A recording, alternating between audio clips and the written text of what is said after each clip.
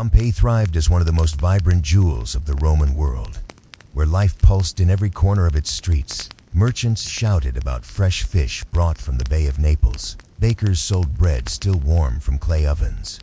And children ran between stalls, laughing with carefree joy. The stone-paved streets carried the footsteps of senators, soldiers, farmers, and slaves alike. To an outsider, it looked a terminal city, destined to last as long as Rome itself. Towering above all of this was Mount Vesuvius, its silent peak cutting into the horizon. To Pompeians, the volcano was not a threat, but a familiar guardian, providing fertile soil for vineyards and olive groves. Its slopes promised prosperity, not destruction. No one imagined the dark secret hidden beneath that mountain skin. For them, the rumble of the earth, with a faint smoke rising from its crown, was nothing but nature breathing, yet unseen and unstoppable.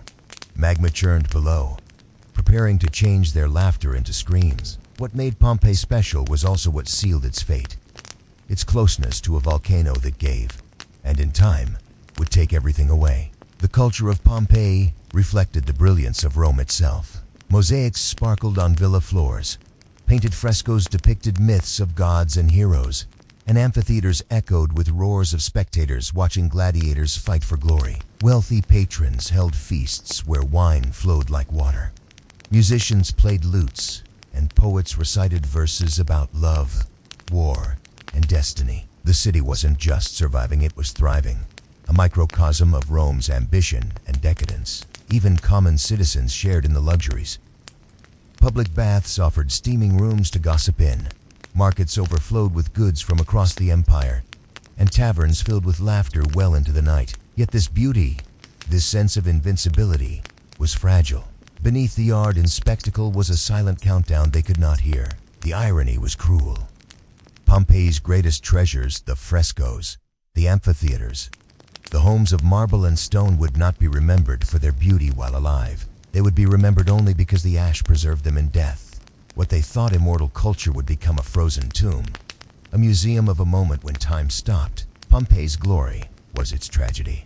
Daily life in Pompeii unfolded like a stage play, with each person performing their role in a drama they thought would never end. Farmers brought figs, olives, and grapes from the fertile lands around the city. Traders sold spices, perfumes, and exotic fabrics carried from far-off provinces. Artisans hammered bronze, carved marble and blew glass into delicate vessels. The chatter of voices mixed with the clatter of hooves and the cries of vendors, turning every street into a living symphony. In the atriums of villas, fountains splashed while slaves hurried to serve their masters. Temples rose as proud reminders of Roman piety, filled with statues of Jupiter, Venus, and Apollo. The people believed the gods watched over them, offering protection and fortune. That belief gave them confidence, a sense that life would continue forever. But fate, in its cruel disguise, had already decided otherwise. The gods they honored with offerings would not save them from the fire about to come. Instead, Pompeii itself would be turned into an altar of death, sacrificed to a force no man or deity could bargain with. Normalcy was an illusion, and every moment of peace was the silence before the storm. Mount Vesuvius itself was the silent actor in this story, a looming mountain whose power was underestimated by all who lived under its shadow. To the Pompeians, the volcano was almost a friend, its fertile ash enriching the soil so that crops flourished and wine poured abundantly. But beneath its slopes, forces of destruction gathered like an army preparing for war. The mountain gave subtle warnings. Occasional tremors rattled walls, small plumes of smoke slipped into the sky, and animals sometimes grew restless for no reason. Most citizens shrugged it off. Earthquakes were common in Campania, and life always went on afterward. Few could comprehend the magnitude of what Vesuvius was capable of, for no written memory of its fury existed in their time. It was not fear, but familiarity that lulled Pompeii into complacency. The mountain's very silence was its weapon, building pressure with patience. When the eruption finally came, it wasn't just fire and ash, it was betrayal. Their guardian turned executioner, and in a single day, the bond between land and people was shattered forever. The signs of looming catastrophe were everywhere in the months leading up to the eruption. Yet the people of Pompeii carried on as if nothing were amiss. Strange tremors rattled homes and temples. Cracks appeared in walls, and wells ran dry. Some citizens muttered nervously, recalling omens of the gods' anger. Priests performed sacrifices to appease the divine, offering bulls and incense in grand ceremonies. But others dismissed the unrest, insisting that Rome itself was too great, too eternal, for such disasters to matter. The merchants kept trading, gladiators kept fighting, and children kept laughing in the streets. Fear never outweighed the routine of daily life. What they didn't realize was that the tremors were not random. They were the heartbeat of the mountain. Growing faster as destruction approached, Rome's belief in its own invincibility blinded them. They thought the gods demanded piety, but nature demanded something else. Survival. When the ground split open and ash began to rain, it was too late to understand the truth. The signs had been written in stone and fire, but arrogance kept them from reading. When the eruption began on that fateful day in 79 CE, it seemed at first like an ordinary disturbance, the kind of thing locals had seen many times before. Smoke rose from the peak, a gray pillar stretching into the sky. Some laughed nervously, while others pointed in awe, marveling at the sight. But within hours, Ao turned to terror. Ash and pumice fell like endless rain, blanketing the city in suffocating layers. Roofs collapsed under the weight, crushing families huddled inside. Streets filled with panicked crowds, some trying to flee while others sought shelter in temples or cellars. The sky, once bright with summer sun, turned black as midnight. Flames licked the horizon, and the ground shook with the mountain's fury. People clutched each other in despair, prayers mixing with screams as the air grew unbreathed. It was chaos, raw and unrelenting, and for the first time, the mighty Romans felt powerless. No legion could fight this enemy, no emperor could command it, and no god seemed willing to intervene. The eruption was not just a disaster, it was judgment. Those who tried to escape found the roads choked with debris and falling stone. Carts overturned. Horses bolted and families stumbled in desperate confusion. Some fled toward the sea, where the great naturalist Pliny the Elder commanded ships in a daring attempt to rescue survivors. Yet even the sea was no refuge. Waves churned violently, and the sky rained fiery ash. Pliny himself would lose his life in the attempt, suffocated by poisonous fumes as he urged others to safety. His courage became legend, but for the countless victims around him, courage was not enough. The eruption turned every path into a trap, every choice into a gamble. Some stayed in their homes, believing strong walls would protect them, only to be buried alive. Others ran, only to collapse in the streets as the ash choked their lungs. Pompeii became a labyrinth of despair, where every turn brought death closer. The city that once sang with life now screamed with terror, its people caught in the grip of nature's merciless hand. Inside homes, scenes of tragedy froze in their final moments. A mother shielding her child under her arms, a couple holding each other close in their last breath.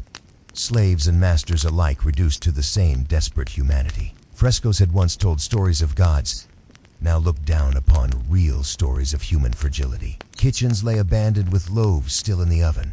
Amphorae of wine cracked open and spilling into the ash. Even pets, loyal to the end, were found curled at their master's sides. In a cruel twist of fate, what destroyed Pompeii also preserved it. The layers of ash sealed the city in time, like a macabre photograph that could not fade. Centuries later, when archaeologists uncovered these remains, the expressions of pain, fear, and love still stared back at them. Pompeii was not just destroyed, it was immortalized in death. Its silence spoke louder than any ruins, whispering a warning about the fragility of human pride in the face of nature's power. Pompeii's streets weren't silent in its last moments.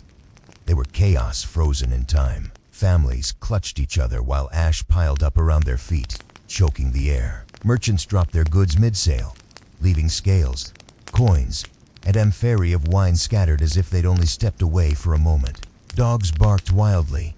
Some chained their posts. They would never escape. The social hierarchy collapsed instantly. The richest, noble, and the poorest slave shared the same fear, the same frantic flight. Pompeii wasn't divided anymore. It was united in desperation.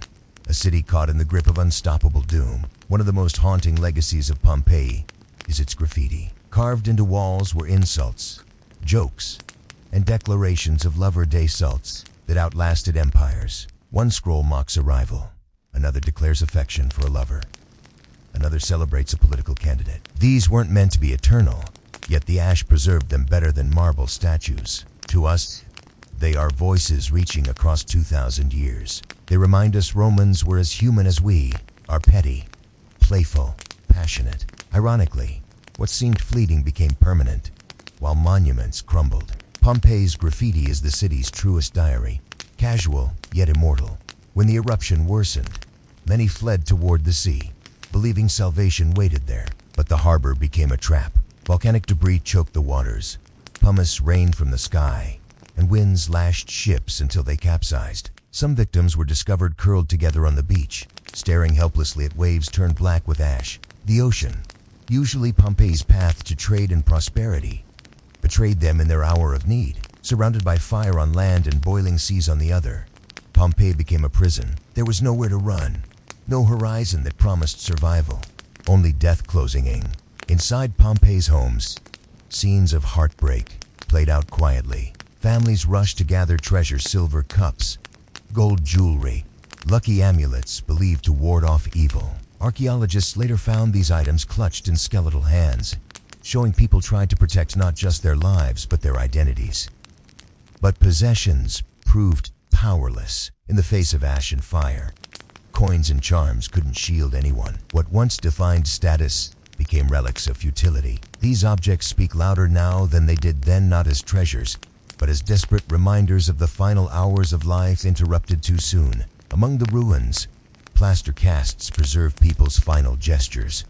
One man shields his face as if hands could stop ash. A woman, possibly pregnant, clutches her jewelry. Child lies near a doorway, almost reaching for escape. These figures aren't numbers in history, they're stories captured. Archaeologists gave them permanence, but not life. Pompeii's tragedy isn't in statistics, but in these final frozen movements. Every cast shows a last instinct, a heartbeat stopped by fire, a whisper of courage, fear, and helplessness. Through them, we glimpse not ruins, but people, immortalized by a disaster they could never overcome. Without witnesses, Pompeii might have been mute stone, but Pliny the Younger gave it a voice. Writing from across the bay, he described the monstrous pine-shaped cloud, the choking darkness, the panic spreading like fire. His letters weren't cold records, they pulsed.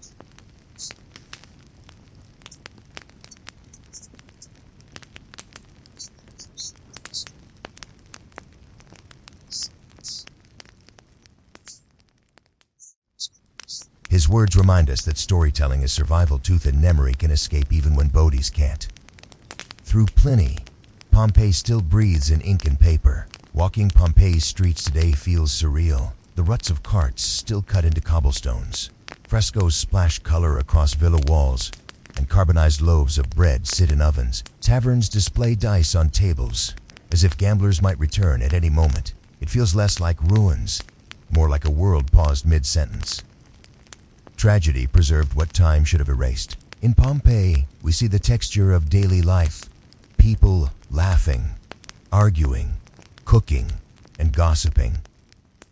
It's not an epic of kings and generals. It's a story of bakers, lovers, and children. Pompeii's silence is heavy, yet still filled with voices. The rediscovery of Pompeii in the 18th century shocked explorers. Unlike crumbled temples elsewhere, Pompeii looked alive. Streets, murals, and even food appeared as though time had only paused. Scholars realized they weren't digging rubble, they were unlocking a time capsule. The city transformed archaeology, showing the value of ordinary lives. Pompeii's people never intended to leave a legacy, yet history gave them one. Today, tourists walking its streets continue that legacy, ensuring the city is not just studied but remembered. Pompeii was destroyed, but its rediscovery turned tragedy into one of history's greatest revelations. Pompeii's memory is more than ruins, it's resilience. Frescoes of gods, mosaics of myths, graffiti of jokes all survived longer than empires. the city's culture endured. Because the eruption paradoxically saved it. Life was destroyed, but meaning was preserved. That's why artists, writers, and filmmakers still return to Pompeii. Its tragedy wasn't about rulers or battles. It was about ordinary people caught in disaster. They didn't expect to be remembered, yet fate made them immortal. Pompeii teaches us life can vanish overnight, but memory, once preserved, becomes a voice echoing across centuries. Ash buried them, but also resurrected them. Pompeii is also a mirror for us today.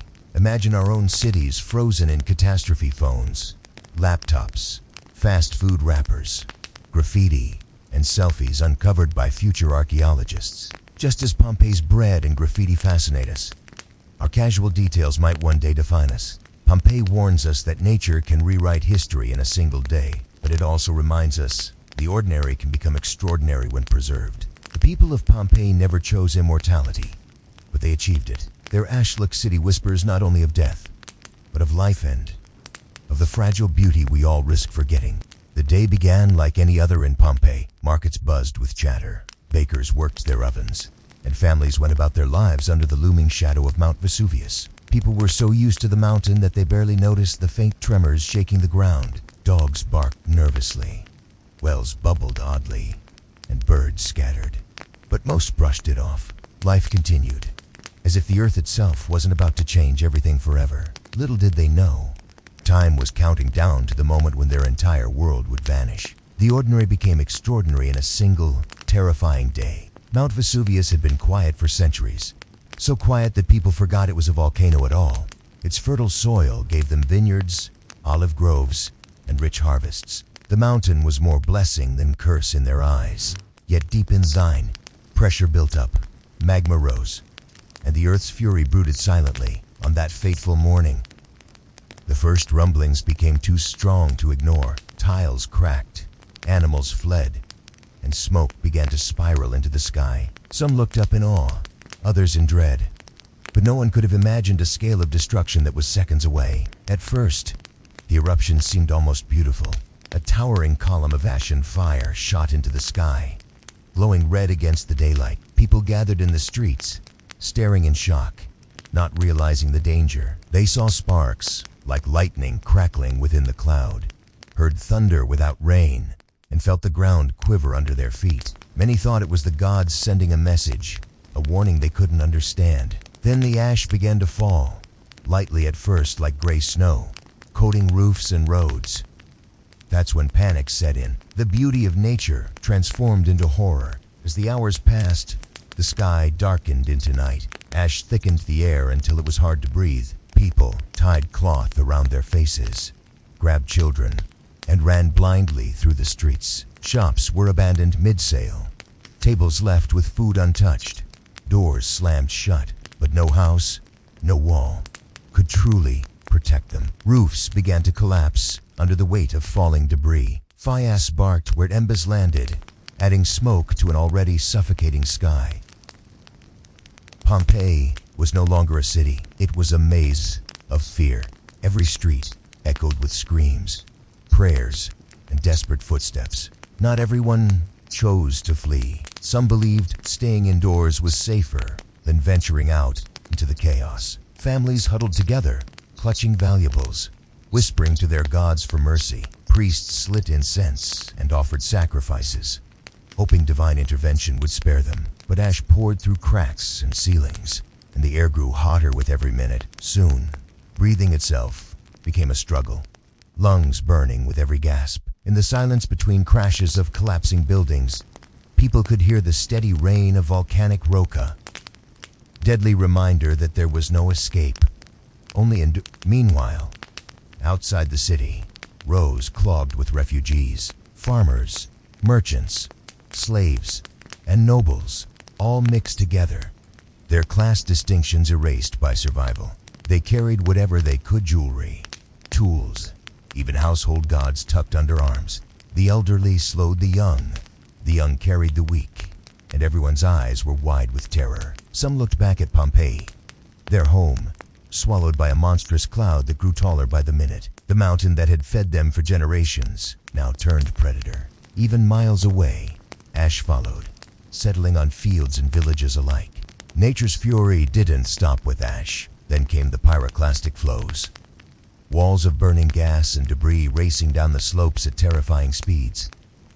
Those who lingered stood no chance. Entire neighborhoods were swallowed in seconds, their cries cut short by fire and suffocation. Pompeii, Herculaneum, and smaller towns nearby were erased in waves of heat and darkness.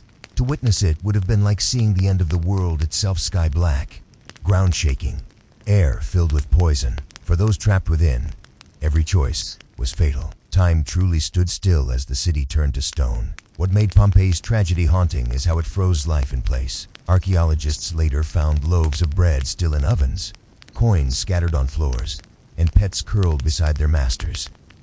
The eruption didn't just kill, it preserved. Bodies turned into hollow molds in the hardened ash, capturing expressions of fear, despair, and even defiance. A woman clutching her jewelry, a man shielding his face, a family holding hands. These were not myths or stories, but real people, caught in their final moments. In death, Pompeii became immortal, a time capsule of human fragility. Centuries later, when Pompeii was rediscovered, it shocked the world. Unlike ruins weathered by time, Pompeii's remains were eerily fresh. Streets, frescoes, graffiti, even shops looked as though people might return at any moment. But instead of life, all that remained were echoes of that final day. Tourists now walk those streets, peering into houses, seeing casts of the dead. It's both haunting and fascinating, a reminder that nature holds ultimate power. The same sun that once shone on Pompeii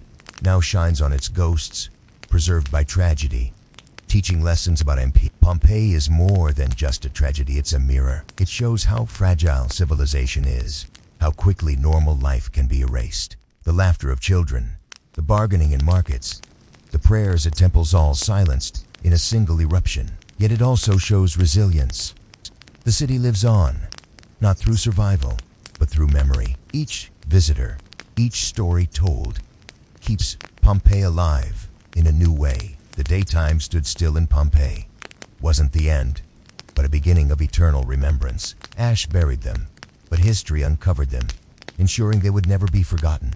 The eruption didn't just strike Pompeii, it terrorized the entire Bay of Naples. Neighboring towns like Herculaneum faced their own nightmares, with waves of volcanic mud and gas-swallowing streets. Unlike Pompeii, where ash rained slowly, Herculaneum's destruction was sudden and violent, wiping out whole neighborhoods in minutes. The contrast is chilling. Pompeii gave its people hours to struggle, while Herculaneum gave almost none. Both towns, however, became unwilling vaults of Roman life, preserved not by design, but by disaster. The ruins together form a complete mosaic of everyday Rome, captured at the edge of oblivion.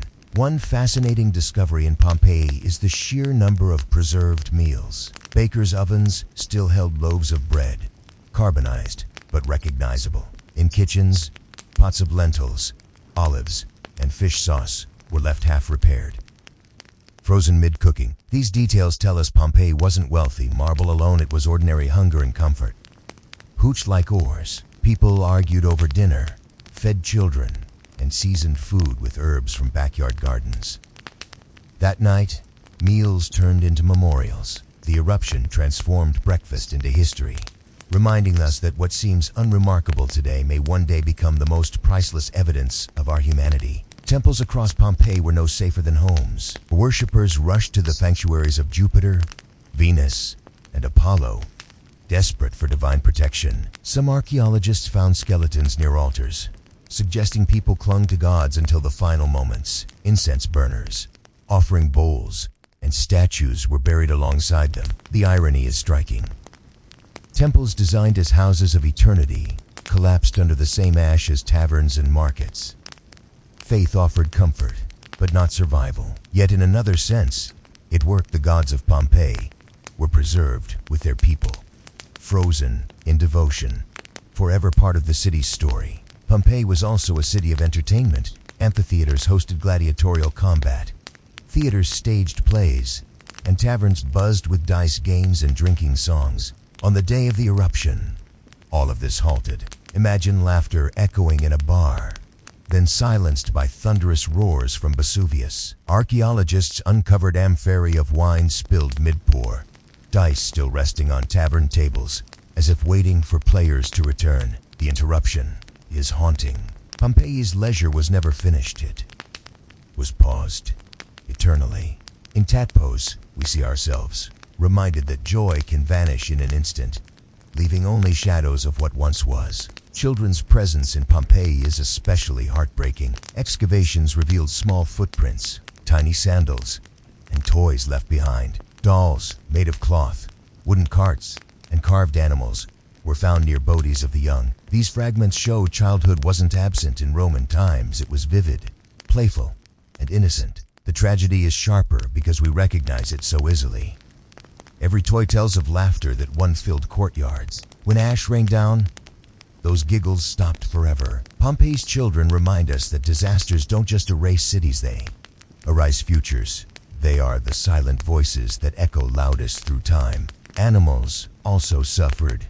In Pompeii, skeletons of horses were found in stables, some wearing elaborate harnesses, ready to flee but trapped by collapsing walls. Dogs, some chained, were immortalized in casts, their bodies twisted in agony. Even birds, carbonized in cages, became relics of that day. These discoveries reveal Pompeii wasn't only human tragedy, but ecological too. The bond between people and animals is clear, and these remains companions, workers, and pets all perished together. Pompeii's ash captured an entire ecosystem in its final gasp, making it one of history's most complete snapshots of life interrupted.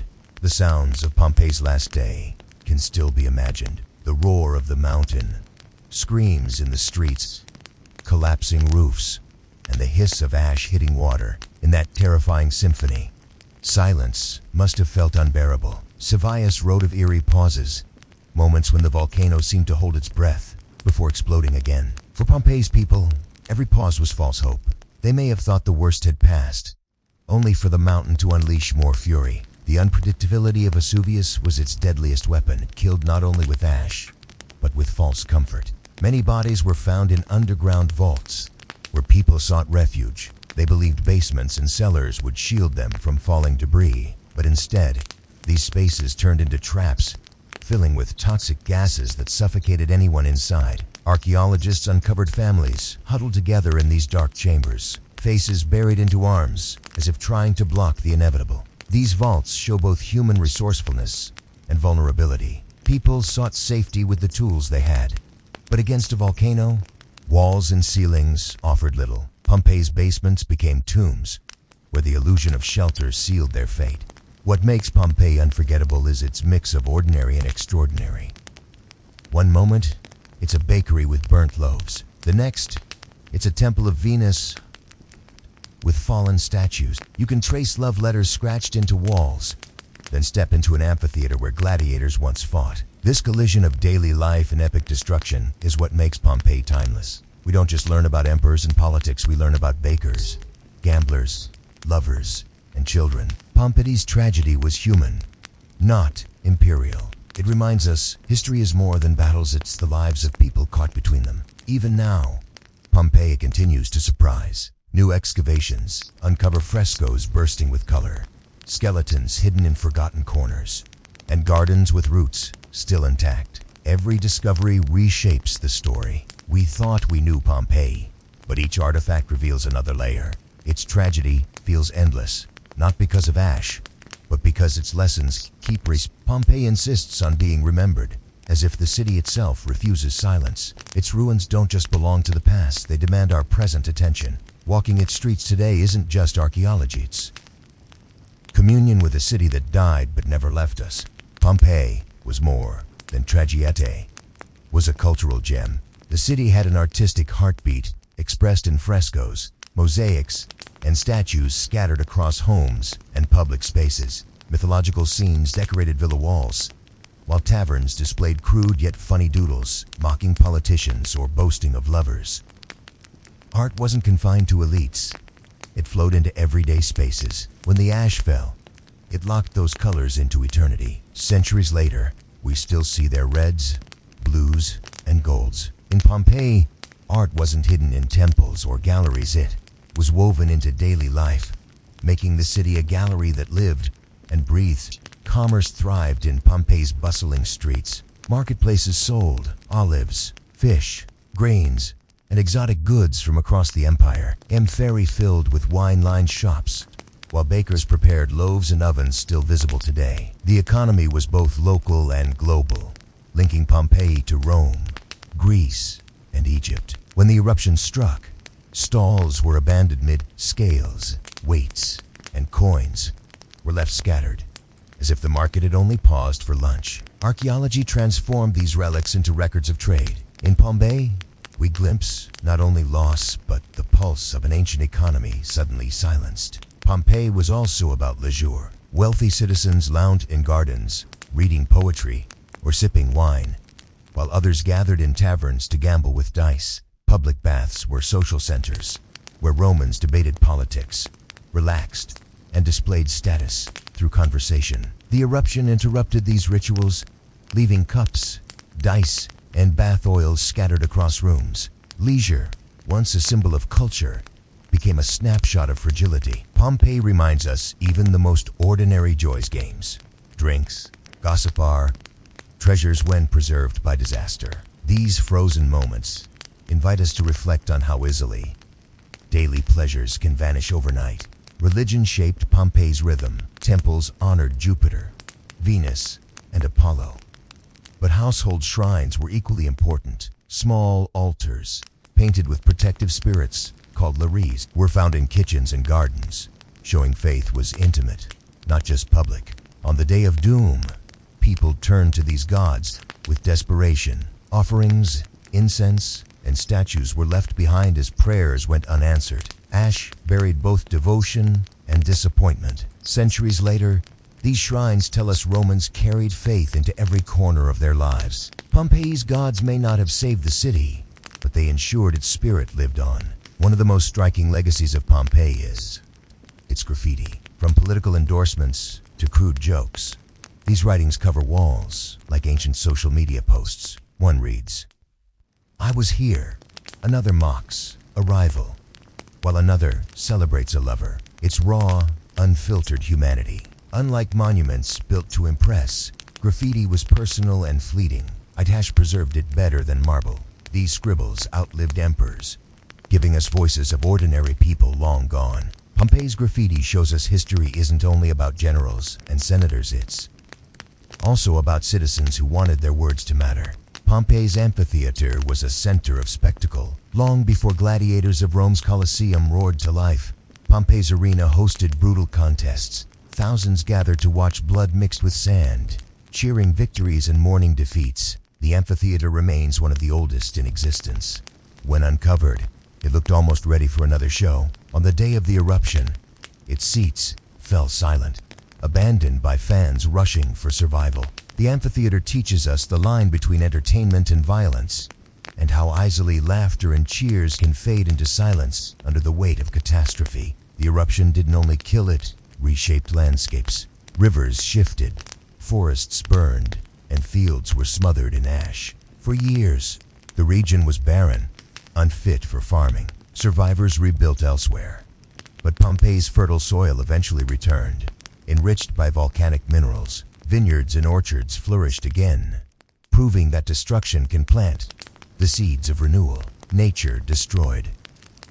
10 rest writ, showing its dual role as both executioner and giver of life. Pompeii's ruins remind us that catastrophe doesn't erase possibility. Out of devastation, new growth came, though the memory of loss lingered with every harvest gathered from the ash. Pliny the Younger's writings give Pompeii its most human touch. His calm, detailed letters describe the monstrous cloud, the panic in the streets, and the suffocating darkness. He didn't write like a detached historian. He wrote like someone who couldn't look away. His words make us feel the fear, the the helplessness. Without Pliny, Pompeii would be silent stone. With him, it breathes. His perspective proves the value of storytelling, not just facts, but emotions. Pliny reminds us memory survives when it's written down, making him one of the first to immortalize Pompeii. Ace Day of Dome. When tourists walk Pompeii's streets today, They tread on ruts carved by Roman cartwheels. They step into villas still painted with myths and bakeries where loaves turn to charcoal. It's like walking into a paused world. Yet the silence feels heavy, almost sacred. The city whispers not just about loss, but about life, ordinary life suddenly interrupted. Pompeii invites reflection, not only on what was destroyed, but what was preserved. It's not just ruins. Samira, when we see Pompeii, we don't only see their past, we see our future, fragile and fleeting, waiting to be remembered. Pompeii's paradox is that its death gave it life eternal. The eruption was tragedy, but also preservation. We know Rome's empire not just through palaces or armies, but through Pompeii's streets, kitchens, graffiti, and gardens. Pompeii reminds us that history isn't just about grand events, it's about the small details, the laughter, the meals, the scribbles, and the prayers. The ash didn't silence. Pompeii gave it a louder voice. Its people didn't choose immortality, but fate handed it to them. Today, every visitor becomes part of that memory, keeping Pompeii alive by refusing to forget. When Vesuvius erupted, Pompeii's people didn't just fear fire, they feared the unknown. The world turned alien within minutes. Streets they knew by heart disappeared under ash.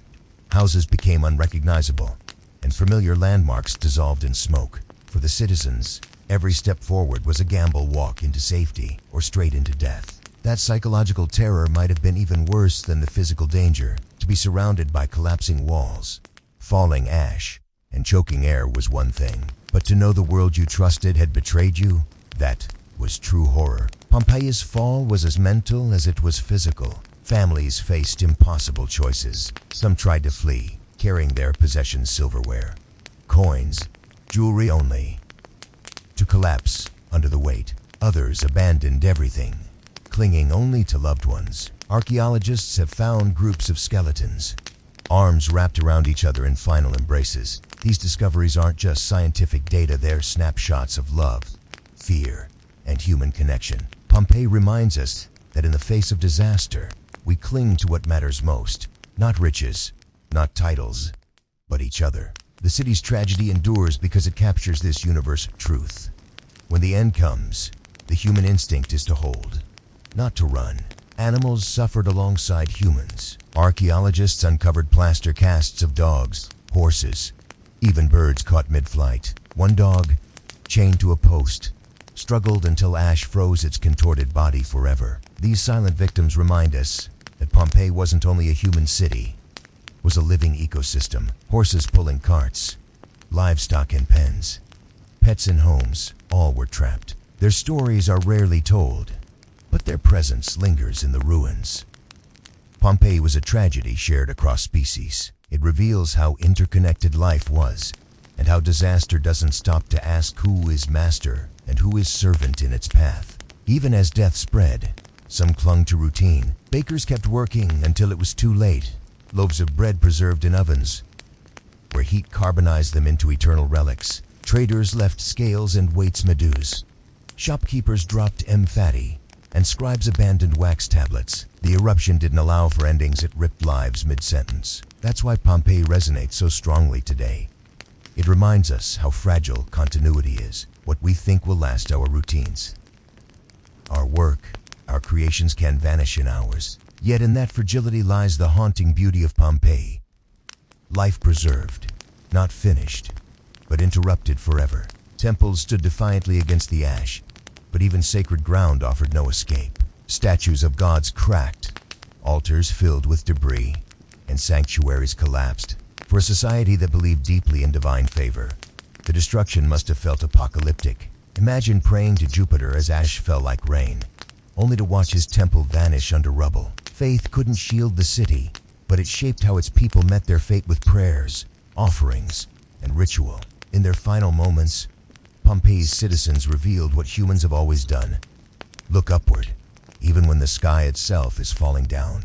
The villas of Pompeii tell their own frozen stories. Walls painted with lush frescoes, scenes of God's landscapes, even erotic art, were buried but preserved in striking detail. Walking through them today feels like time travel. The colors, though muted by centuries, still glow with vibrancy. These houses weren't just homes. They were showcases of wealth, culture, and personal taste. Yet the ash cared nothing for status. Priceless frescoes and humble murals met the same fate. Pompeii reminds us that beauty, no matter how brilliant, is as fragile as life itself. Art cannot last its maker, but even art is not immune. Roman engineering was on full display in Pompeii. Aqueducts, paved roads, and public baths reveal a city thriving in innovation. But engineering couldn't fight Vesuvius. Streets once designed for orderly traffic became rivers of ash. Fountains turned to silent monuments, and the bath symbols of leisure became tombs. That cruel irony still echoes today. Civilization prides itself on control, but Pompeii shows us how thin that control is. One volcano humbled the greatest empire of its time. Rome conquered nations, yet one mountain reminded it that nature remains the ultimate ruler, indifferent to marble, aqueducts, or armies. The wealthy fled in carriages, while the poor ran on foot. Yet both collapsed under the same black rain. Skeletons discovered clutching coins tell stories of misplaced priorities. Believing wealth could buy escape, but the ash ignored bribes. Meanwhile, some skeletons were found with tools, suggesting slaves hoping for freedom even in death. The eruption blurred lines of privilege, stripping everyone of illusions. Pompeii teaches us that nature doesn't care for emperors or yeti. When disaster comes, kings and servants share the same ground, and the earth remembers them equally in bones, not in titles. Pompeii streets were once full of laughter, gossip, and commerce. On the day of the eruption, those same streets echoed with chaos. Marketplaces where fishmongers sold their catch became unrecognizable pits of ash. Taverns where men argued politics fell silent. The eruption didn't only destroy a city, it erased a rhythm. The daily pulse of Pompeii stopped mid-beat. That's why its ruins feel eerie. They are not ruins in the usual sense, they are frozen echoes. To walk Pompeii today is to step into a city that never truly ended, but simply paused, caught in an eternal twilight. What makes Pompeii unforgettable is not just its destruction, but its survival. Unlike other cities that vanish into myth, Pompeii re-emerged centuries later with astonishing clarity. Its ruins are not faint traces, they are vivid portraits, frescoes, bread, jewelry, even graffiti still whisper from the ash. That survival gives us a gift. The ability to see ancient Rome not in marble, but in life. Pompeii is history without filters, a city unedited by time. In its survival, it offers a paradox. Death became preservation. In ending, Pompeii guaranteed that its story would outlive even Rome itself. Ash rained down like snow, but it wasn't cold or gentle. It was hot, choking, and relentless. Within hours, rooftops began to sag under the weight, then collapse with thunderous cracks. Families who thought they were safe indoors suddenly found themselves trapped in tombs of their own making. For the survivors outside, the falling ash felt like an enemy that never rested. Every breath burned, every step sank into thick layers of gray. This wasn't just a natural disaster, it was a siege by nature itself, a slow-motion burial that suffocated the city piece by piece. Some Pompeians tried to escape toward the sea. Archaeological evidence shows clusters of bodies along the shoreline, desperate to flee by boat. But the eruption brought more than ash. It unleashed tsunamis and storms that made the waters as deadly as the land. For those who waited for ships, salvation never came. The sea, normally a route of trade and adventure, betrayed them. Waves rose, lightning cracked, and suffocating ash rained even on the beach. In those final hours, the dream of escape dissolved. Pompeii's people realized they weren't just trapped by land, they were trapped by the entire world. The sounds of Pompeii's final day must have been overwhelming. Imagine the thunder of collapsing roofs, the screams of people running, the cries of children, and the relentless roar of Vesuvius. The mountain wasn't silent. It growled like an angry god, belching fire and ash. Combined with the chaos in the city, it must have felt like the end of the world. Even today, walking among the ruins, the silence feels heaviest. If the echoes of that day still linger, Pompeii was a city consumed not only by ash, but by a soundscape of fear and construction. One of the most striking discoveries is the graffiti left behind. Some walls contain casual jokes, love notes, or political slogans. These writings remind us that Pompeii wasn't a mythical place. It was alive with humor, romance, and argument. On the very walls that once displayed daily chatter, archaeologists now read the voices of people who didn't know their time was short. That's why Pompeii feels human in a way ruins rarely do. It captures not just buildings, but personalities. It tells us that even on the brink of disaster, life was filled with laughter, sarcasm, and ordinary banter. The eruption's second phase brought pyroclastic flows, avalanches of fire, gas, and ash, moving faster than any person could run. These waves of destruction hit Pompeii with terrifying speed, filling streets and suffocating everything in their path. Victims caught in these flows died instantly, preserved in positions of struggle or prayer. Archaeologists have poured plaster into these voids, creating haunting casts of people frozen in their last moments. These casts are not just artifacts. They are human stories, captured in ash. They stare at us across the millennia, reminding us how fragile life is in the shadow of nature's fury. Pompeii's tragedy wasn't isolated. Nearby towns like Herculaneum also faced destruction, but in different ways. While Pompeii was buried in ash, Herculaneum was engulfed by pyroclastic flows that carbonized wood and preserved organic material. This contrast shows how a single eruption could destroy in multiple ways, sculpting different legacies for each city. Together, these ruins form a mosaic of catastrophe, each piece telling a slightly different story of survival and loss. Pompeii may be more famous, but Herculaneum whispers in equal measure, offering its own frozen moment in history, preserved in a darker, more intimate detail. Despite the horror, Pompeii offers archaeologists a treasure trove of information about Roman daily life, from kitchens with pots still on stoves to workshops mid-task.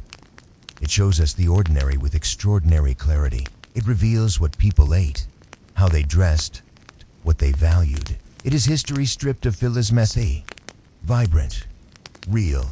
For once, history isn't told only through marble statues and elite writings. Pompeii reveals the lives of bakers, slaves, merchants, and children. It democratizes history, giving voice to those who rarely appear in grand narratives. In Pompeii's ash, the humble stand beside the powerful. Equally remembered, Pompeii also forces us to reflect on human hubris. The city had experienced smaller eruptions before, yet people stayed confident in the stability of their lives. They built villas, temples, and theaters at the foot of a volcano, ignoring the warning signs. This wasn't ignorance, it was optimism.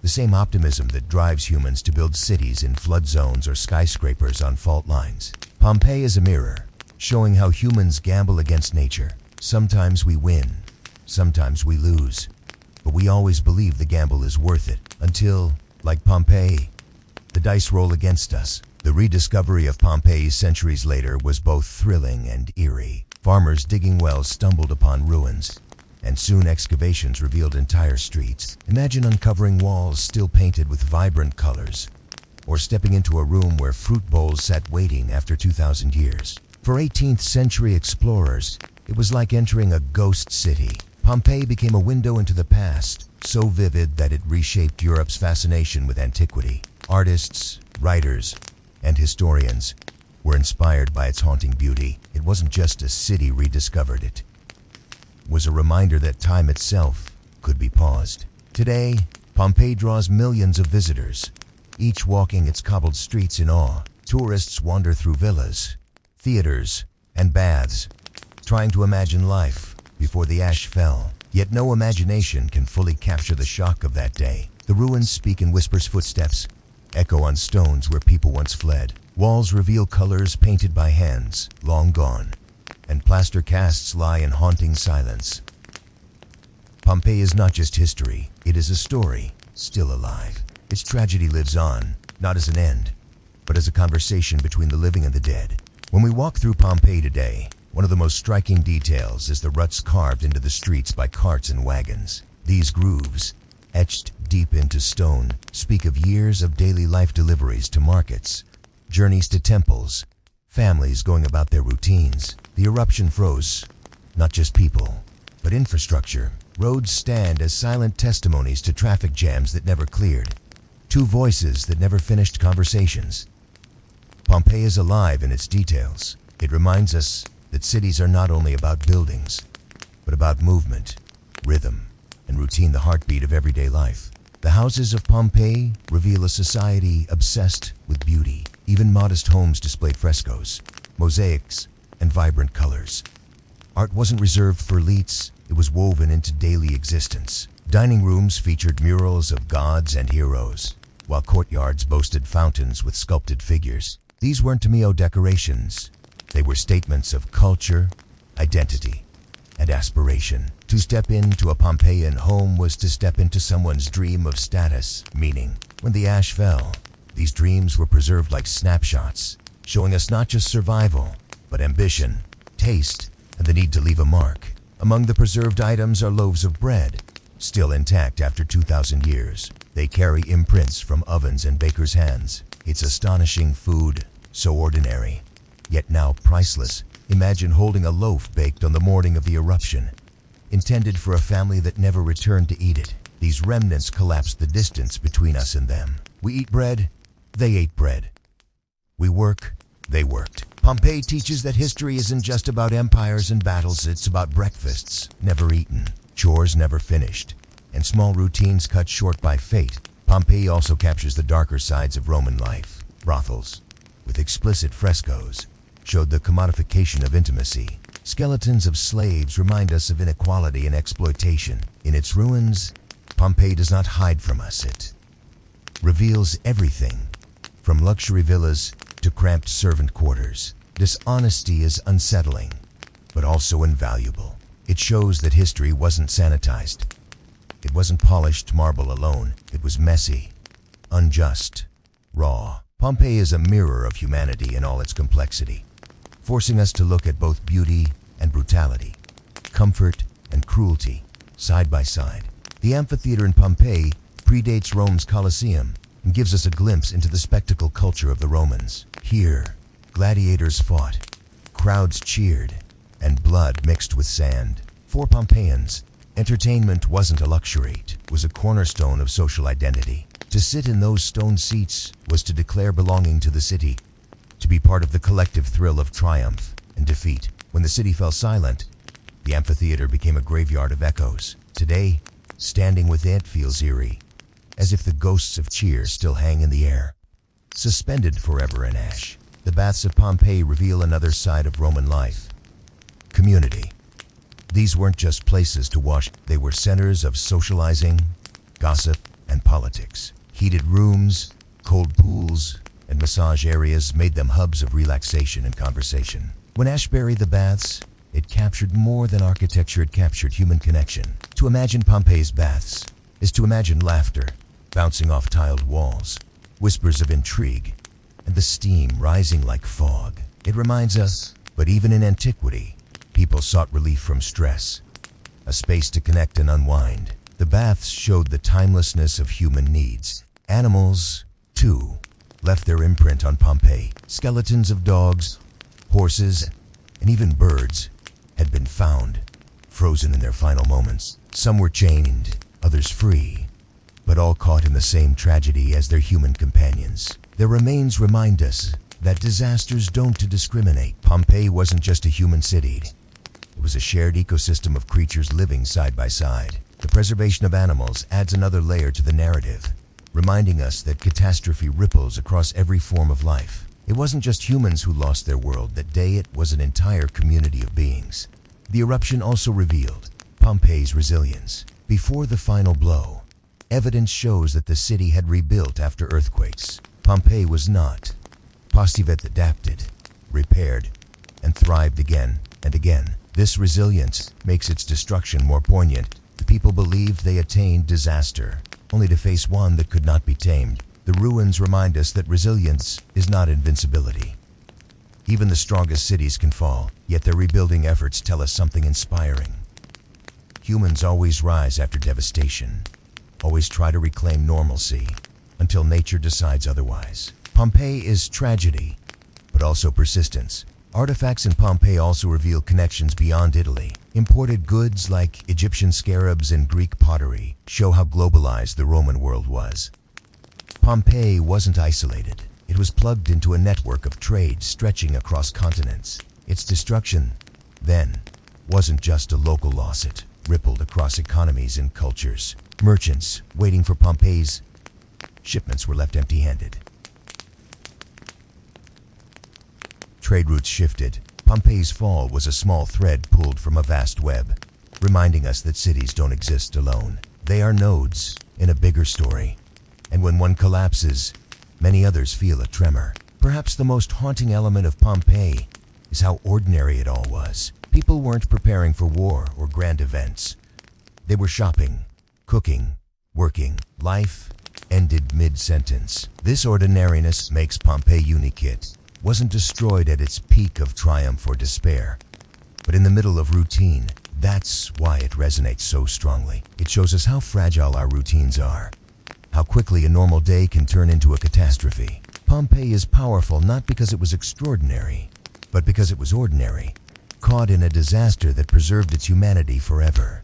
Walking through the ruins of Pompeii, the sense of silence is overwhelming. Streets once filled with laughter, shouts, and footsteps now echo only with the sound of wind. The city feels like a stage where actors suddenly left, costumes and props still in place. That stillness is haunting, but also deeply moving. It allows us to step into their world, not as distant observers, but as time travelers. The silence becomes a bridge, letting us imagine the pulse of a city that lived fully right until the moment time stopped. The plaster casts of victims are among Pompeii's most famous images. They revealed faces frozen in fear, hands raised in protection, bodies curled in desperation. It's easy to reduce them to artifacts, but they were people with names, families, and stories. Each cast represents a lifetime interrupted. These figures remind us that history isn't abstract, it's personal. They anchor the tragedy in flesh and emotion, making the ruins more than stone and ash. Standing before them, you feel not like a tourist, but like a witness, sharing in the grief of a city that never saw another sunrise. The eruption of Vesuvius didn't just destroy Pompeii, preserved its contradictions. Wealthy villas stood near modest shops, grand temples near cramped alleyways. Life was layered, diverse, and unequal. Pompeii's preservation forces us to confront these truths. It's not just a museum of architecture, it's a living textbook of human society. With all its beauty and flaws laid bare in its frozen state, Pompeii asks us hard questions about what really endures.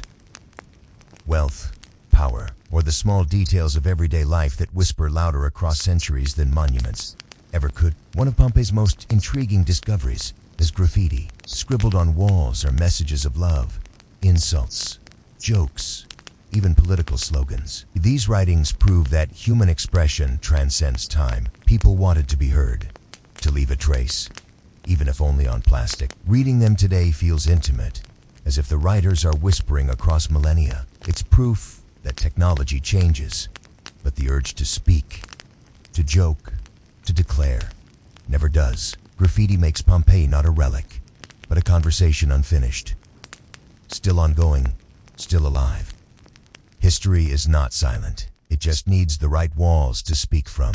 Religion in Pompeii was vibrant, blending Roman gods with local and foreign deities. Shrines stood in homes, while grand temples dominated public spaces. The eruption froze this spiritual life. Mid-altars still hold traces of offerings, as if the gods were interrupted alongside their worshippers. These sites remind us that belief was woven into every corner of Roman existence. Religion was anti, horizontally the rituals. It shaped decisions, identities, and hopes. The temples of Pompeii are not just ruins, they're frozen echoes of faith, showing how even in disaster, humanity's search for meaning never falters. The tragedy of Pompeii also reminds us of the power of nature. For all of Rome's strength, armies, and roads, it was powerless against a mountain's fury. Vesuvius demonstrateth that human ambition always exists under nature's watch. This lesson resonates today. No empire, no matter how mighty, stands immune to natural forces. Pompeii is a stark reminder of humility. Its ruins whisper, progress is fragile, power temporary, and survival uncertain. Yet, within that reminder lies a paradox. Because though nature buried the city, it also preserved it, gifting us a time capsule unmatched in history. Pompeii's preservation has reshaped how we study history. Unlike many sites reconstructed from fragments, Pompeii is whole in its incompleteness. It gives context. Kitchens with utensils, shops with goods, homes with furniture. Historians don't just imagine daily life, they see it. This completeness changes how we understand Rome. It turns vague concepts into vivid realities, abstract ideas into tangible evidence. Pompeii is not just an archaeological site, a classroom where the past speaks fluently, reminding us that history is not only learned, but experienced. The ruins teach without needing words, and the lesson is unforgettable. For modern audiences, Pompeii is more than history. It's a warning. The city shows how complacency can blind us to danger. Despite earlier signs of volcanic activity, many residents stayed, believing the worst was behind them. This misplaced confidence cost lives. Today, the lesson echoes. Ignoring warnings, whether of nature, politics, or society, can lead to disaster. Pompeii's tragedy is timeless because its mistakes are universal. It cautions us not to take stability for granted. What feels permanent may crumble overnight, leaving only ashes and echoes for future generations to uncover. Pompeii is also about legacy. Ironically, the city became eternal through its destruction. Had it not been buried, it might have eroded like countless other towns. Instead, it survived, not in life, but in death, teaching us across centuries. This paradox gives Pompeii its strange beauty. Tragedy made it immortal. In its ashes, we see not just loss, but survival in a different form. Pompeii didn't vanish, it transformed into memory, into lesson, into story. In this way, it triumphs, not through power, but through remembrance, outlasting even the empire it once served. At the heart of Pompeii's story lies a question: what will survive us? The city reminds us that history is selective, preserving moments by accident or fate. Pompeii's survival was unplanned, but its message is deliberate.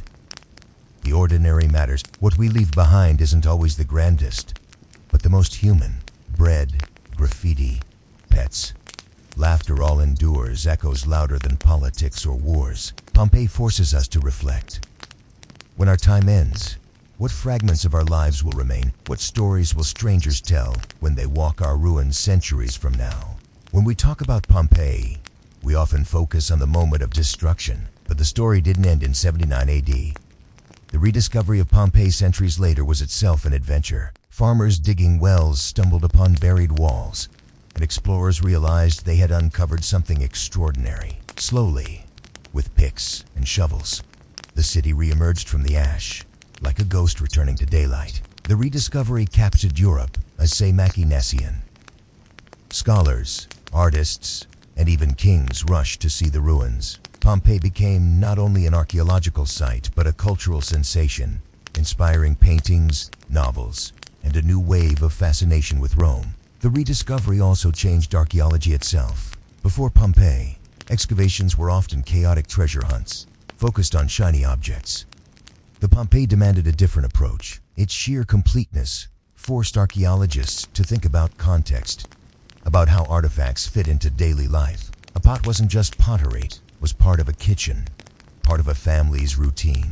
A mosaic wasn't just art, it told a story about the people who walked over it. Pompeii shifted archaeology from collection to understanding, turning ruins into narratives rather than trophies. That shift reshaped how we study all of history. Pompeii's impact stretched into popular culture. Writers like Edward Bulwer-Lytton immortalized the tragedy in novels, while artists filled canvases with dramatic eruptions. Even modern films and television borrowed its imagery: the ash clouds, the frantic escape, the frozen victims. Pompeii became more than a site. It became a symbol of human vulnerability. Pop culture ensures its story is told, not just in classrooms, but on screens and stages. In this way, Pompeii is not only a relic of antiquity, but a participant in modern storytelling. Bridging the gap between history and imagination, tourism transformed Pompeii into a living monument. Each year, millions walk its streets, retracing steps of those who lived 2,000 years ago. This tourism is a blessing and a challenge. It brings awareness and resources, but it also wears down the fragile ruins. Efforts are constantly made to balance preservation with access. Walking through Pompeii today is a paradox. You're a visitor in a city meant to be private, yet your presence helps ensure it isn't forgotten. That tension defines the modern Pompeii. Part museum, part pilgrimage, part living classroom for humanity. The eruption didn't only affect Pompeii, neighboring towns like Herculaneum were also buried, though in different ways. Herculaneum's preservation was even more dramatic. Its organic material, like wood and food, survived. Comparing Pompeii and Herculaneum gives archaeologists a fuller picture of Roman life, showing diversity between towns. Pompeii may be more famous, but together with Herculaneum, Stabia, and Oplantis, it creates a mosaic of Roman society. These sites remind us that history isn't isolated. Pompeii wasn't alone in tragedy, and its neighbors' stories amplify the lessons left behind. Pompeii's rediscovery also sparked debates about morality and curiosity. Some visitors marveled at its frozen beauty, while others questioned whether displaying plaster casts of victims was respectful. Are we honoring the dead or exploiting them? This ethical dilemma continues today. Museums and guides must balance education with sensitivity. Pompeii challenges us to confront not just what we learn, but how we learn. The city's victims were people, not exhibits. Treating them with dignity is as much a part of history as studying their artifacts. Respect becomes the final chapter of Pompeii's story. Climate and environment also play roles in Pompeii's preservation. The same ash that destroyed the city also sealed it, protecting structures from erosion. Yet centuries above ground have exposed Pompeii to rain, wind, and even earthquakes. Preservation is an ongoing battle. Technology helps, with lasers, drones, and 3D scanning, documenting every detail. But ultimately, nature will always test humanity's efforts. In this way, Pompeii continues to live in tension, preserved by disaster, yet threatened by time. Its story is never static. It is still unfolding in every crack and stone. Modern archaeology of Pompeii has gone beyond digging. Today, researchers use chemistry to analyze food remains, CT scans to study casts, and even DNA to trace family lines. These techniques turn Pompeii from a silent ruin into a speaking archive.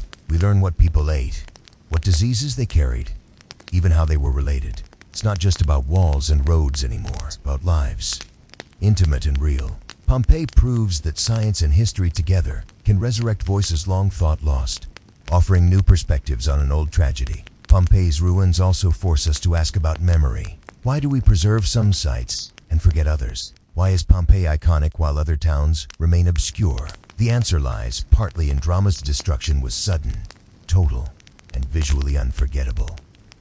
But it also lies in timing. Rediscovered during Europe's fascination with antiquity, Pompeii became a mirror for cultural imagination. It wasn't just history. It was a story that fit the mood of its sense of Pompeii is as much about us as it is about them. Memory is selective, shaped by what we need to see. Ultimately, Pompeii is about life as much as death. It shows us that ordinary moments, cooking bread, scribbling graffiti, playing games, are as worthy of preservation as battles and empires.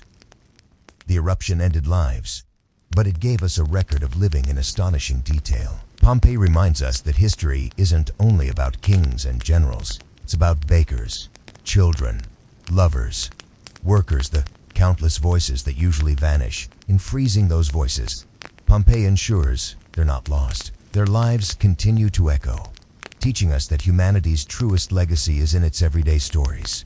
When walking through Pompeii today, one of the most striking features is the graffiti on the walls. It might surprise many, but Romans loved leaving messages on public walls. These weren't just political slogans or formal announcements. They were personal notes, jokes, and declarations of love. Some graffiti mocked politicians, Some advertised gladiator fights, while others were confessions of affection carved for strangers to see. This humanizes the ancient world. It shows that even in a city that would face tragedy, people were still making their voices heard.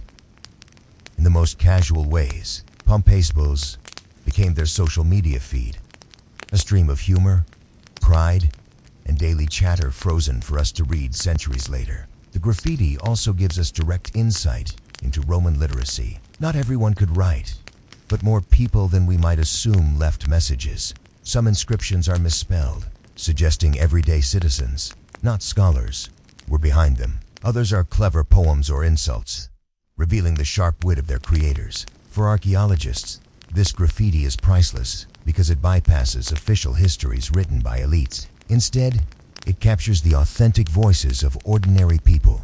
It reminds us that history isn't only preserved in books and monuments, but also in casual scribbles, doodles, and carved jokes. Pompeii's walls still speak in the voices of its long-gone inhabitants.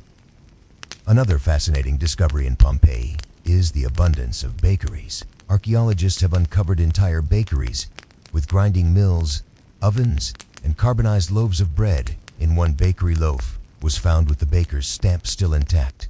Almost like branding, the bread was baked just before the eruption, left to harden in ash. These finds show us that the people of Pompeii loved fresh bread as much as we do today. The presence of dozens of bakeries across the city demonstrates how vital food production was to urban life. The smell of bread baking must have been a constant, comforting part of daily existence. The bakeries also reveal Pompeii's social structure. While some families owned their own ovens, most people relied on local bakers. Bread was mass-produced, distributed, and even rationed during shortages. Some evidence suggests that bakeries doubled as meeting points, places where neighbors gathered not only for bread, but also for gossip and news, just like modern. These bakeries served as community hubs. The fact that bread was prepared in such large quantities highlights the importance of collective food supply in Roman cities. A simple loaf tells us about economy, class, and community life in Pompeii. Pompeii wasn't only about work. Entertainment thrived there too. The amphitheater in Pompeii is one of the oldest surviving Roman amphitheaters, predating even the Colosseum in Rome. It hosted gladiatorial games that drew crowds from across the region. Inscriptions and paintings reveal that locals were passionate fans, supporting their favorite gladiators. Like modern sports fans, the games also caused trouble. Records show that riots once broke out between pumpkins and visitors from a nearby town during a match, leading authorities to ban games for a decade. The amphitheater wasn't just entertainment. It was politics, pride, and identity. The discovery of the amphitheater also expands our understanding of Roman engineering. Its design was so effective that it influenced later, larger structures like the Colosseum, built without modern machinery.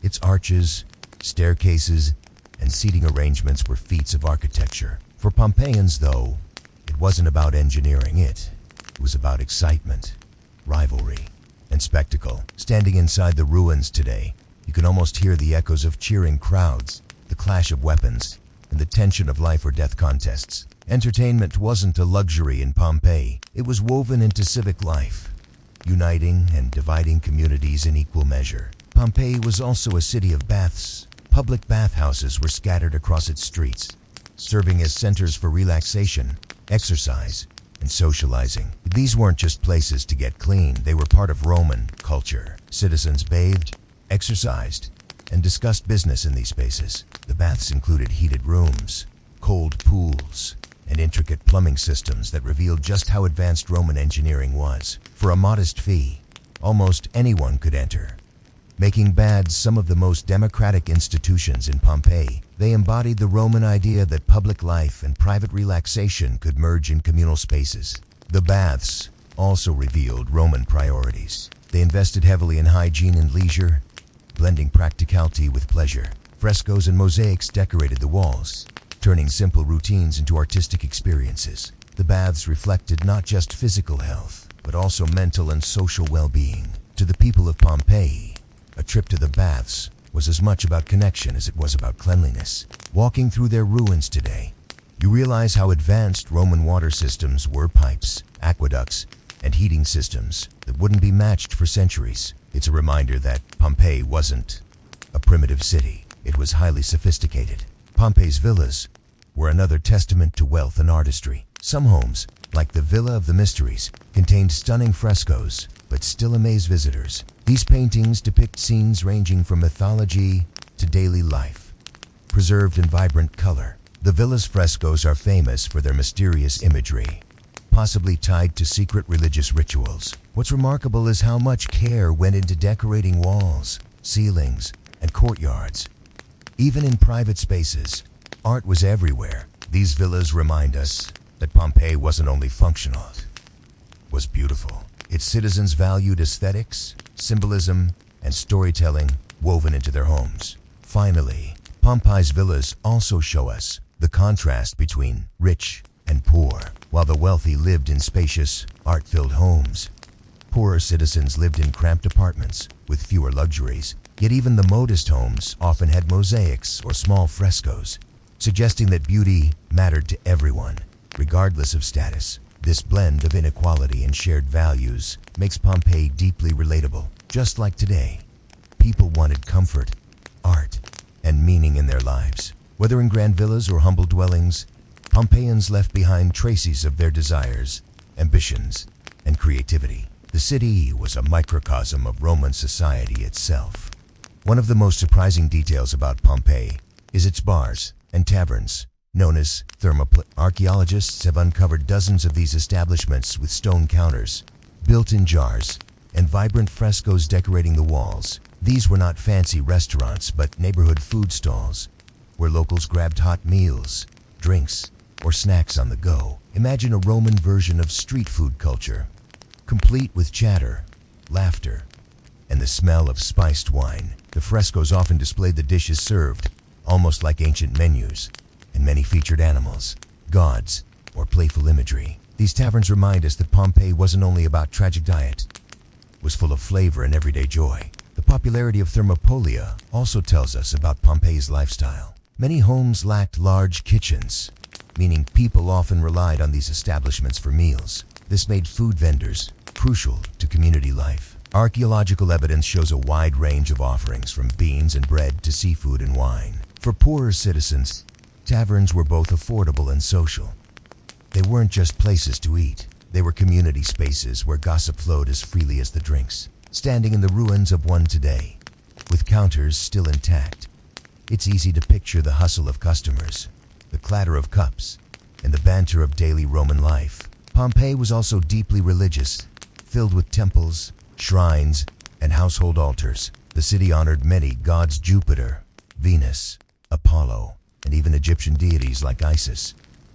Religion permeated public and private life. Every home, no matter how small, had a lararium, a shrine to household gods. These shrines were beautifully decorated, often with paintings of serpents symbolizing protection. Really, who and senti just about big temples. It was woven into daily routines, with offerings of wine, bread, or incense made before meals or business ventures. This constant dialogue with the divine gave Pompeians a sense of order in an unpredictable world. The Temple of Isis in Pompeii is especially fascinating. Built before the eruption and remarkably preserved, it reveals the blending of cultures in the Roman world. Egyptian gods were adopted into Roman religion, attracting worshippers from different classes, including women and slaves who found inclusion in these cults. Frescoes inside the temple showed elaborate rituals and mythological scenes, emphasizing the power of imported traditions.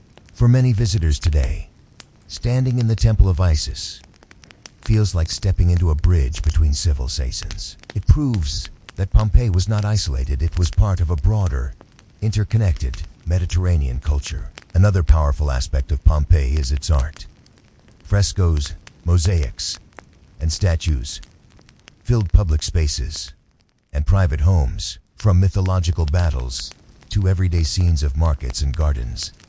Art was everywhere. Unlike in museums, where pieces are separated from their context, in Pompeii art is still embedded in walls, streets, and courtyards. It wasn't just decoration, it was storytelling, symbolism, and status. Wealthy citizens used art to display education and power, while even modest homes carried colorful paintings. For archaeologists, these artworks are like time capsules, giving direct glimpses into Roman imagination, humor, and creativity. Pompeii's mosaics are equally impressive. Tiny tiles arranged into intricate patterns created floors that were both durable and beautiful. Some mosaics depicted animals, gods, or theatrical masks, while others spelled out messages. The famous Cave Canaan mosaic, "Beware of the Dog," greeted visitors at one home, reminding us that Roman humor could be sharp and practical.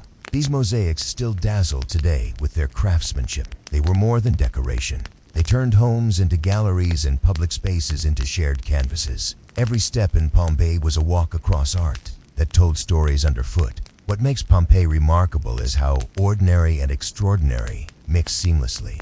In one corner, you see the grandeur of temples and amphitheaters. In another, you find humble workshops or graffiti carved by bored teenagers. This duality is why Pompeii feels alive. It wasn't a city frozen in myth. It was a place where bakers, tavern owners, priests, and gladiators shared the same streets. You can walk through its ruins and imagine neighbors arguing, lovers meeting in secret, and children running through the forum. Pompeii survived not as a legend, but as a human story written in stone and ash. The forum, Pompeii's central square, was the beating heart of the city, surrounded by temples, markets, and government buildings.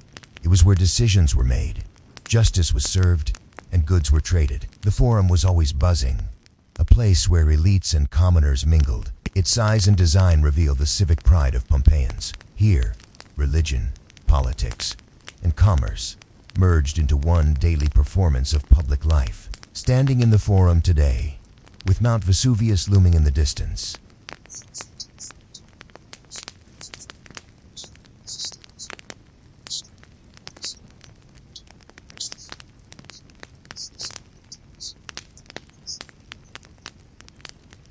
and measures carved into stone for fair trade, remnants of statues dedicated to emperors, and the shadows of market stalls once packed with goods.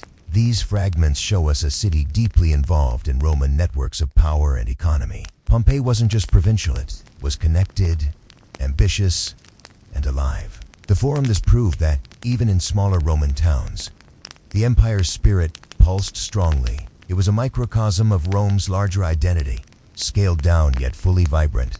Perhaps the most haunting aspect of Pompeii is its people. The plaster casts of victims, preserved in their final moments, bring a human face to history. These figures show men, women, and children caught in desperation, some shielding loved ones, others curled in fear. While tragic, they remind us that Pompeii's story isn't just architecture or artifacts, it's human lives. They were real people with dreams, families, and routines, frozen in time by catastrophe. Every cast is a silent testimony, bridging 2,000 years to remind us of both fragility and resilience. Gladiators were celebrities of Pompeii, admired for their strength and feared for their power. The amphitheater, the oldest in the Roman world, hosted brutal spectacles that filled the stands with cheering citizens. Training schools nearby prepared fighters, some slaves, others volunteers, seeking fame and fortune. Graffiti on the walls even records the names of popular gladiators, almost like ancient fan clubs. To Pompeians, these fights were more than entertainment. They were a celebration of Roman values, like courage and endurance. Yet in the shadow of these games, the humanity of the fighters is striking. They trained, bled, and sometimes died, but their names remain etched in stone, outlasting the roar of the crowd.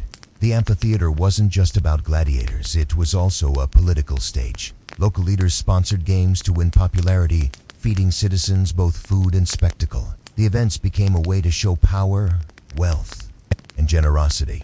This was politics through entertainment, with each spectacle reinforcing social order. Crowds gathered not only for the thrill of combat, but also to celebrate the power of Rome itself. The amphitheater still stands today, scarred but proud, a reminder of how deeply performance and politics intertwined in Pompeii. Its silence now is almost eerie, contrasting with the thunder of thousands of feet that once filled its seats. Pompeii also had a thriving theater culture. Plays were performed in large open-air theaters and smaller venues, where citizens watched dramas, comedies, and even pant. These shows often combined music, dance, and elaborate costumes. While gladiators celebrated strength, the theaters celebrated storytelling. Masks exaggerated expressions so even distant audiences could feel the emotions. Plays touched on love, betrayal, and even satire of politicians. For Pompeians, the theater was more than fun. It was a mirror of life, and like the amphitheater, it reinforced social bonds, with people from all walks of life sitting side by side, united by laughter or tears. Behind the spectacle of Pompeii's public life were the private spaces of its homes. Villas of the wealthy displayed stunning frescoes and sprawling gardens. One famous villa, the Villa of the Mysteries, still captivates visitors with its mysterious paintings of rituals. Scholars debate whether these scenes depict religious initiation, marriage rites, or something else entirely. Whatever the truth, the frescoes show that Pompeii's elite valued beauty, symbolism, and mystery within their walls. These private sanctuaries balanced the chaos of public life, reminding us that Pompeii wasn't just loud markets and arenas. It was also quiet courtyards and intimate moments. The homes of ordinary Pompeians tell another story. Modest houses often had small workshops attached, where families lived and worked in the same space. Bakers had ovens in their homes, weavers had looms in their rooms, and innkeepers rented out cramped quarters. Life was simple, yet every household still had a shrine for the gods, proving how deeply faith was rooted in daily life. These houses may not have had marble statues or vast mosaics, but they were full of resilience and practicality. Archaeology uncovers not just the elite, but also the ordinary people whose labor made the city thrive. Water was vital to Pompeii, and the city's aqueduct system was a marvel of Roman engineering.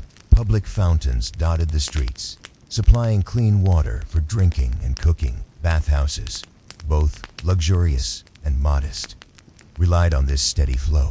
Baths were central to Roman life not only for hygiene, but also for relaxation and socializing. In Pompeii, you could see friends, strike business deals, or simply unwind after a day of work, all in the warm embrace of steam and stone pools. The bathhouses stand today with their intricate heating systems still visible, reminding us of Rome's genius for blending utility with pleasure.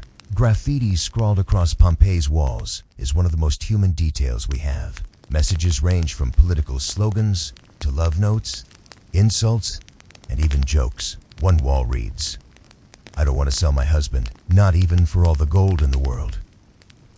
Another says, "At the bar, I had a great time." These writings show Pompeians were witty, playful, and at times brutally honest. They didn't know their words would survive to millennia. Yet here they are, echoing louder than speeches carved in marble. It's proof that ordinary voices can outlast empires. One striking feature of Pompeii was its economy. Shops, taverns, bakeries, and markets kept the city buzzing with trade. Amphitheaters filled with olive oil and wine revealed connections across the empire, while local industries like textiles and fish sauce garum kept commerce alive. The city was no backwater, it was plugged into Rome's vast network of supply and demand. In fact, its location by the Bay of Naples made it a hub of prosperity. When we walk through its ruins, it's easy to imagine the buzz of bargaining, the clatter of coins, and the constant movement of goods. Pompeii was alive with business. Pompeii also reveals the inequality of Roman society. While the wealthy reclined in frescoed dining rooms, slaves worked unseen, carrying loads, grinding flour, or serving food. Some lived in tiny, windowless rooms, their existence a stark contrast to their master's luxury. Yet their presence is written into the city's fabric: tools, chains, and quarters that remind us of lives often overlooked in grand histories. In many ways, Pompeii's ruins are not just about wealth, but also about the resilience of those who lived on its margins. The city is a reminder that every society has its unseen workers. The shadow of Vesuvius loomed constantly over Pompeii, even in times of peace. People likely grew used to small tremors and occasional smoke, treating them as normal. But the eruption of 79 AD shattered that illusion. The volcano that had given fertile soil and prosperity turned into a monster that buried everything under ash and pumice. Today, standing in Pompeii's ruins, Vesuvius is still there, quiet but present, a reminder of both life and destruction. It is the silent witness of a city that once thrived, laughed, and dreamed until the daytime stood still.